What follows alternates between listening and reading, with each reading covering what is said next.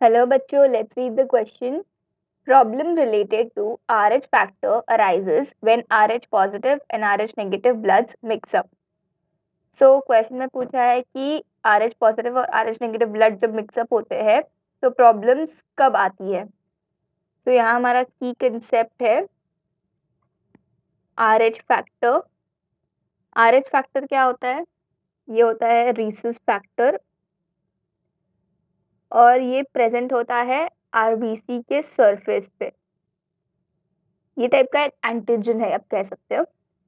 जिस भी इंडिविजुअल में RH फैक्टर प्रेजेंट होता है उसे कहते हैं हम RH पॉजिटिव और जिसमें नहीं प्रेजेंट होता है उसे कहते हैं हम RH नेगेटिव.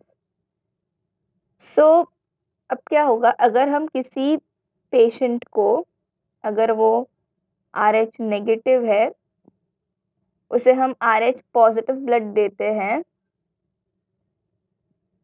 तो उस पेशेंट में एंटीबॉडीज बन जाएगी अगेंस्ट RH पॉजिटिव.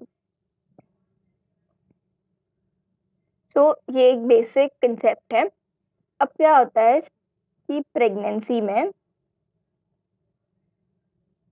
अगर मदर है RH नेगेटिव और बेबी है RH पॉजिटिव, तो डिलीवरी के वक्त जब प्लेसेंटा रप्चर होता है तो चांसेस है कि इन दोनों के ब्लड मिक्स हो जाए. अगर इन दोनों के ब्लड मिक्स हो गए तो अब मदर में RH पॉजिटिव ब्लड गया तो मदर क्या बनाएगी? एंटीबॉडीज बनाएगी अगेंस्ट RH पॉजिटिव.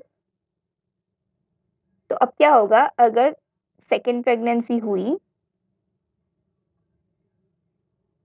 और सेकेंड जो बेबी होगा वो भी RH पॉजिटिव है, तो मदर की ये एंटीबॉडीज जो बनी हैं वो आरबीसीज को डिस्ट्रॉय कर देगी एंड इस वजह से एक कंडीशन का राइज होता है जिसे हम कहते हैं हीमोलिटिक डिजीज ऑफ न्यूबॉर्न, या इसे हम कहते हैं एरिथ्रोब्लास्टोसिस फीटलिस. सो ये बहुत बड़ा प्रॉब्लम होता है एंड इससे बेबी की डेथ हो सकती है. तो अब हमारे ऑप्शंस देखते हैं हम. ऑप्शन ए ड्यूरिंग प्रेगनेंसी, तो ये सही ऑप्शन है कि प्रेगनेंसी के वक्त अगर मिक्स हो गया तो प्रॉब्लम हो जाएगी. थ्रू ट्रांसफ्यूजन, तो ये गलत है क्योंकि जब हम पहली बार ट्रांसफ्यूज करेंगे तो सिर्फ एंटीबॉडीज बनेगी, लेकिन अगर दूसरी बार भी हमने सेम ब्लड ट्रांसफ्यूज किया तब प्रॉब्लम आ जाएगी.